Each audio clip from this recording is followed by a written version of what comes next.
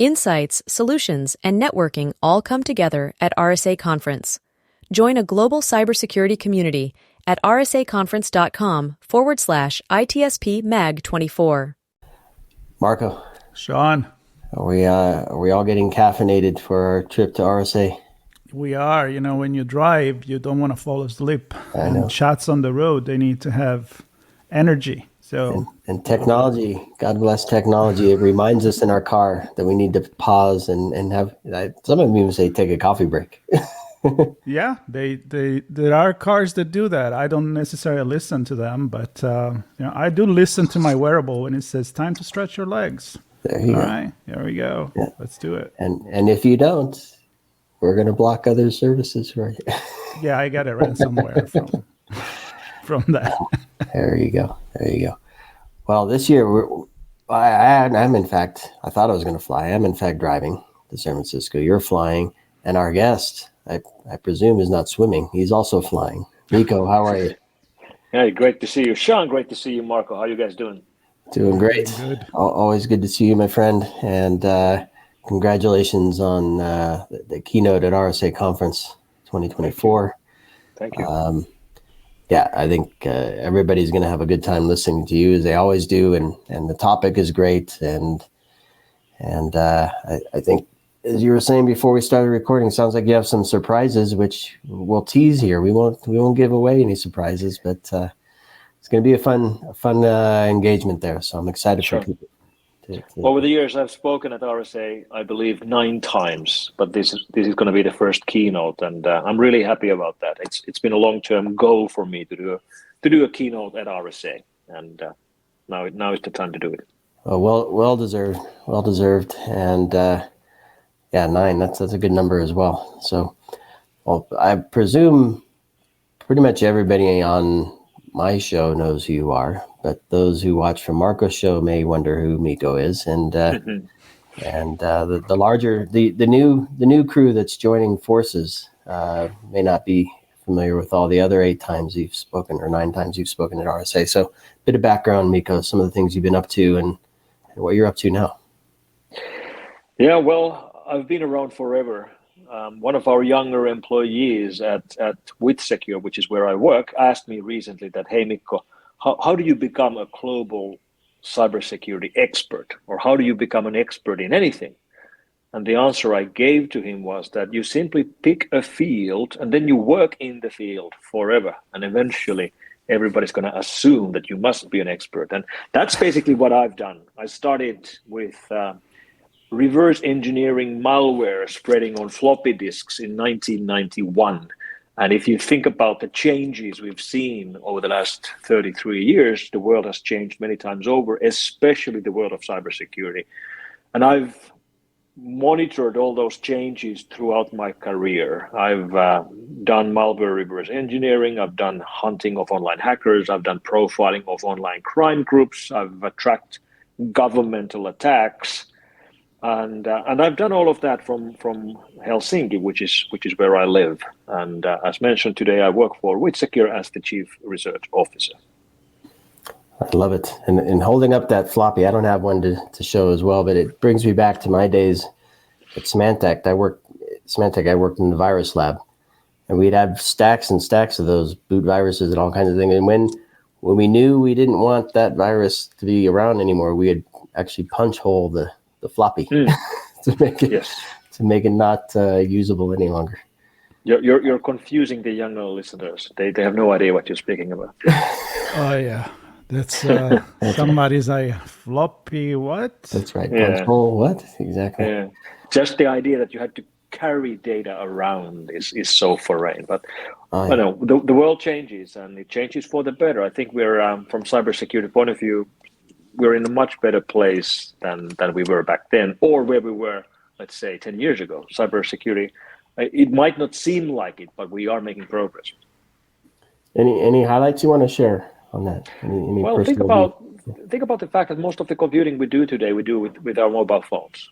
The most common computer worldwide is a mobile phone. The operating systems we run in our mobile phones are much, much more secure from cybersecurity point of view than the Windows on your laptop or a Mac OS on your MacBook. And a great example of that is linked to the topic that I'll be speaking about at RSA, because the title of my keynote is The First Decade of Corporate Ransomware.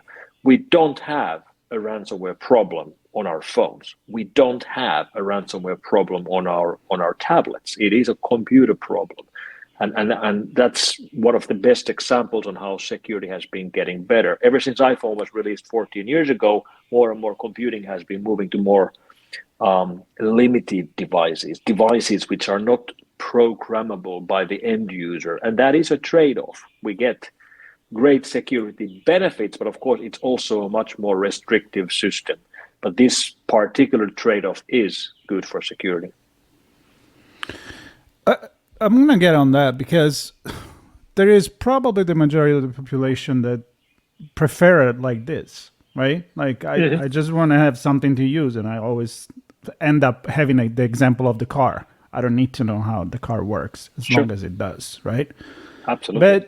But does it limit the way that we can improve on it and leave it more in the end of the corporation, the big tech company that decide what we're going to use, and limit maybe the startup to jump on innovation? This trade-off only really affects the people who are programmers. I mean, the big restriction you have on these more limited devices is that you cannot write programs on them, or you have to be a registered developer. You have to send your applications to be approved if you want to have them run on other people's devices. And that restriction is completely foreign for the vast majority of users of these systems. But it is a trade-off. They are not real computers at all. I mean, computers are devices that you can program. You cannot program your iPhone, not directly, not in the sense we think about when we think about programming a computer. So I think it's a trade-off worth taking. We do need real computers for computing tasks, for writing programs. But for everyday use, using iPhones, iPads, things like Chromebooks are great trade-offs for security. And again, you don't have ransomware problem on any of these devices. And maybe describe a bit of that for our listeners. I think all up and down the stack, I have security leaders who probably understand this better than me, practitioners as well, but then also broader ITSP magazine men understand how ransomware works and why that's the case on those devices. So maybe a brief overview, that would be great. Yeah, sure. Well, the basic idea is that there has to be a way of users or the devices to be able to install software on them.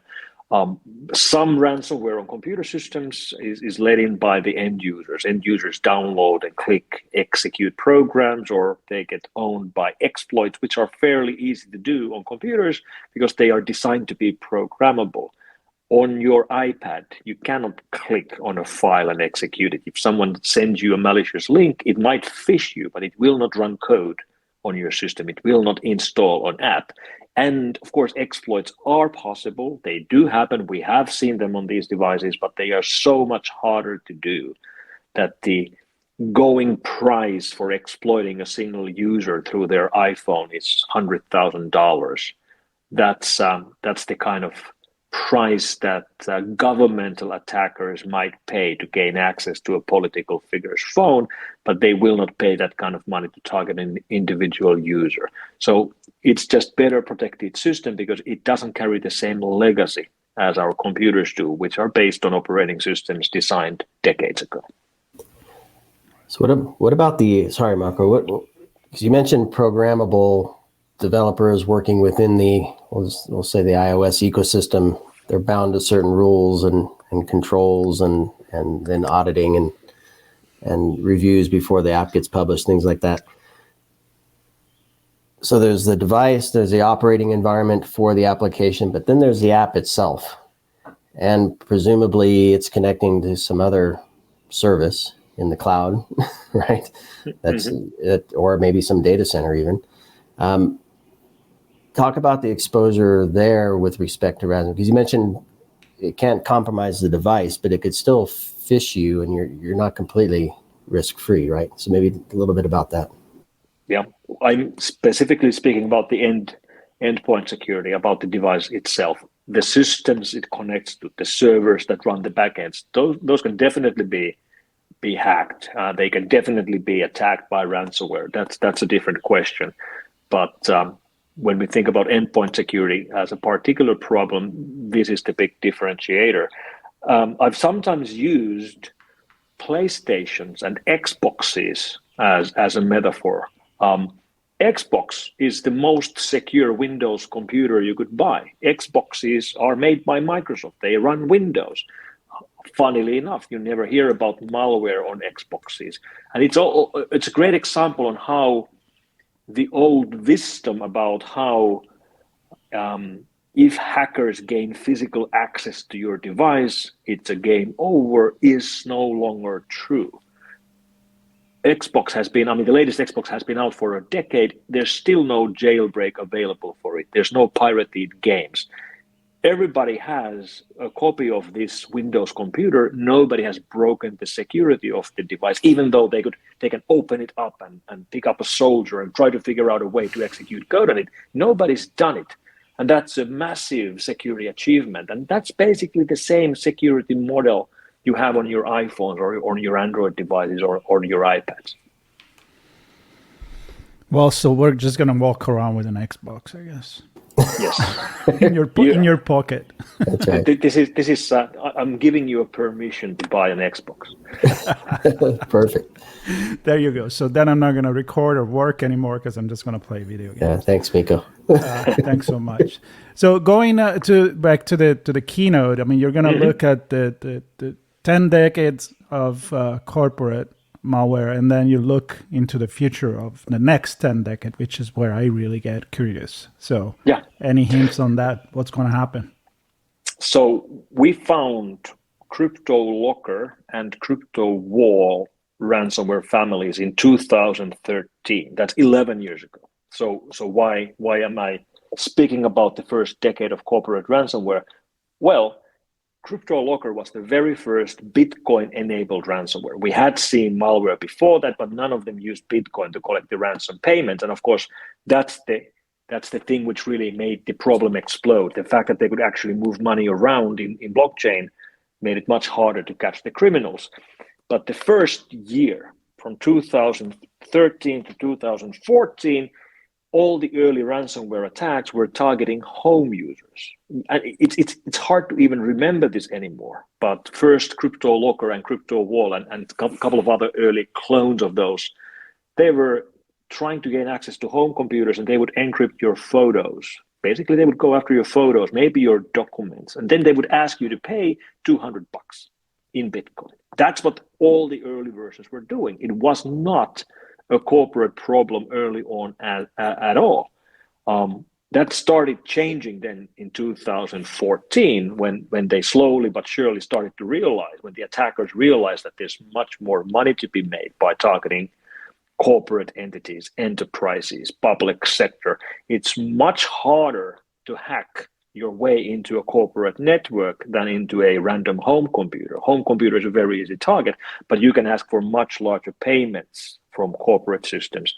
And when you look at the problem today, in 2024, nobody's targeting home users with ransomware. It's only a corporate problem and a public sector problem. So it really has changed, and we've been living in that world for one decade now. And so, I could probably pull a few out of my head, but any examples of corporate,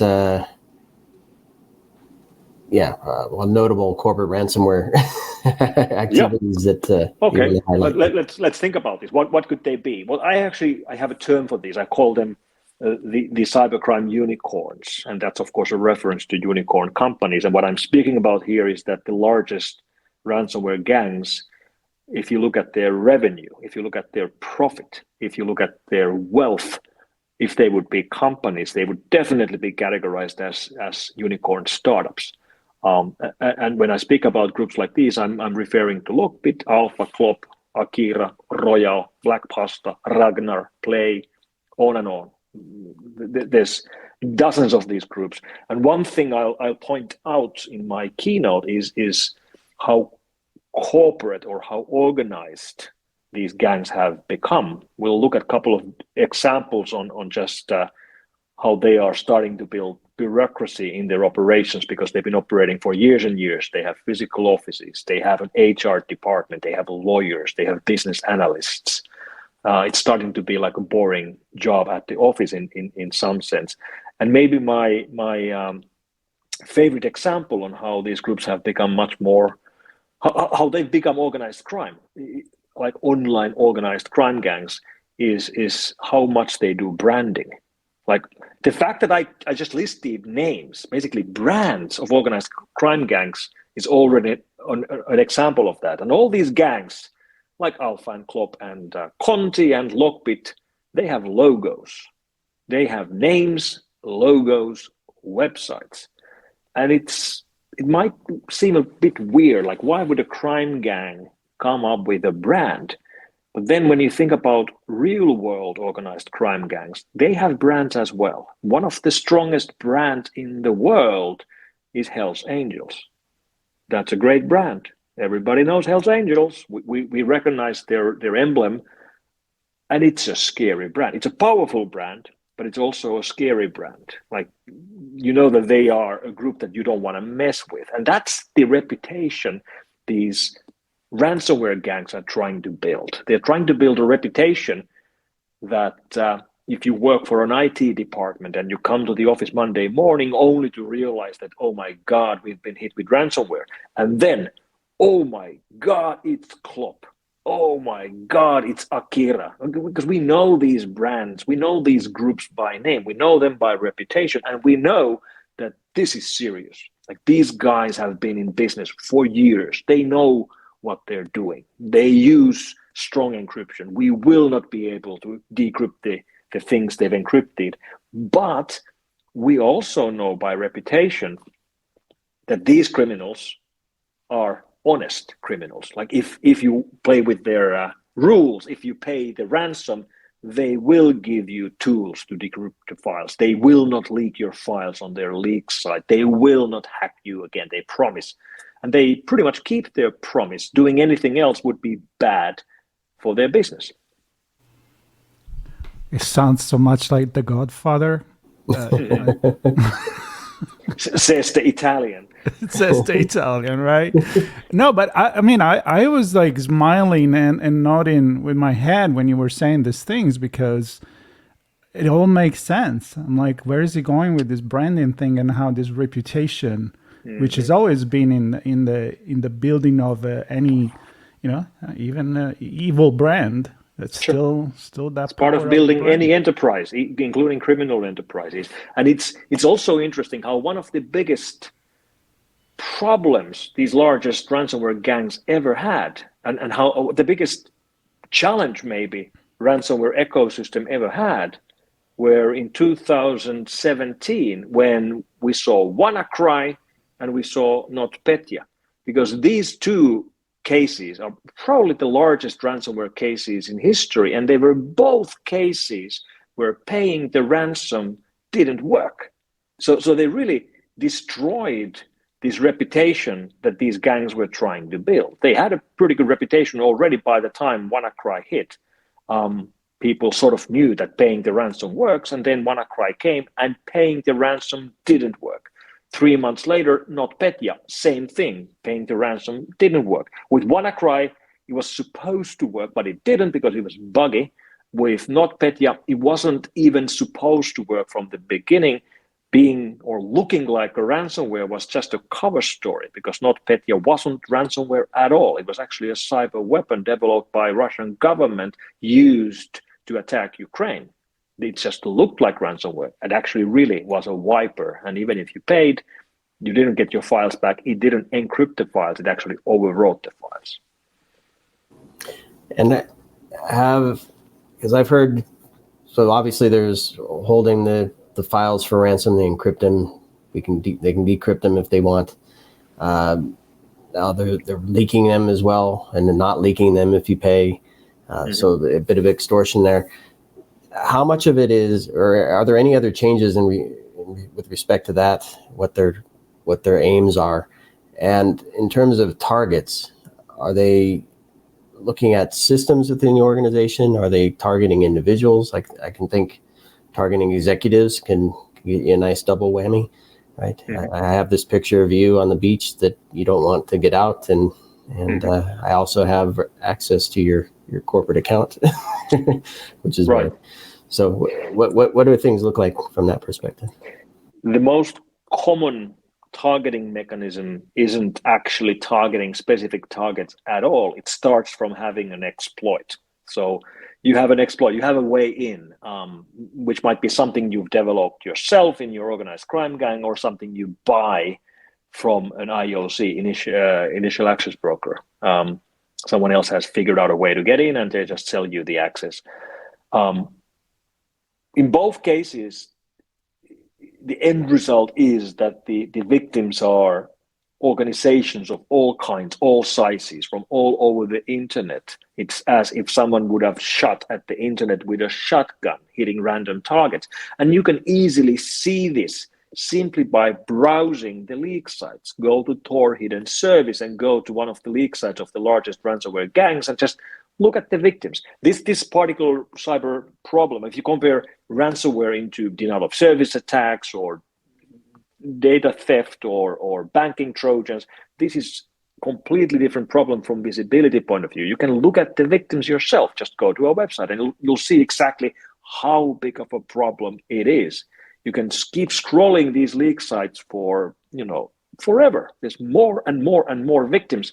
Right next to each other, you have completely different organizations. A public sector, let's say a hospital from Canada. Then you have a furniture making company from Denmark. Then you have a steel mill from Brazil. Completely different areas, completely different businesses. Some of them are public sector, some of them are private, some of them are publicly listed large enterprises, some of them are small companies all over the world. And that's a great example on how it really is as if someone would have shot at the internet with a shotgun. They have a vulnerability. They have a hole in a VPN server, in an RDP server, in a file management tool. Then they just scan the whole internet, find the victims, and try to break in. And that's why it looks so random. That's the most typical story. It's a randomware. I'll steal that, Marco. Go for it. I'll get the domain right away. You gave me permission for the Xbox. I give you permission to use that. It's a nice well, one. I am really excited about this keynote. It's fascinating, all these things you're telling us, and I will definitely make my way to see it, and I hope a lot of people will do. Sean, when is that? You want to give the... Well, it's Wednesday, May 8th, first thing in the morning, I think. Maybe after coffee, 8:30 in the morning there. 8:30. South Stage Keynote. That's where I'll be. Yes, South Stage Keynote. And I was looking to see what else is in there. Yeah, so I will be there for sure. I hear you say there's going to be some secrets, so I'm excited to hear what you uncover. I will make a promise that you will be surprised during the talk. All right. There you go. Just one more reason to be there. And the other reason also is to see you in person and say hi to you. Yeah, it's been far too long for that. So looking forward to that, Mikko. And again, congratulations. It's going to be a great talk, I know. And certainly everybody attending the conference will get something from it. There's no question about that. So thanks, Mikko. Enjoy that session. And safe travels to San Francisco. See you when you arrive. And everybody watching and listening, thanks for following us on our Chats on the Road to RSA conference. Lots of stuff. And there's another one. I think we have one more. That's the alert to say we have another episode recording in a minute. Lots to cover, lots to talk about. And appreciate you, Mikko, joining us, and appreciate everybody for following us. Thanks. Thank you, Sean. Thank you, Marco. I'll see you in Moscone. See you in Moscone. Perfect. Insights, solutions, and networking all come together at RSA Conference. Join a global cybersecurity community at rsaconference.com/ITSP Mag 24.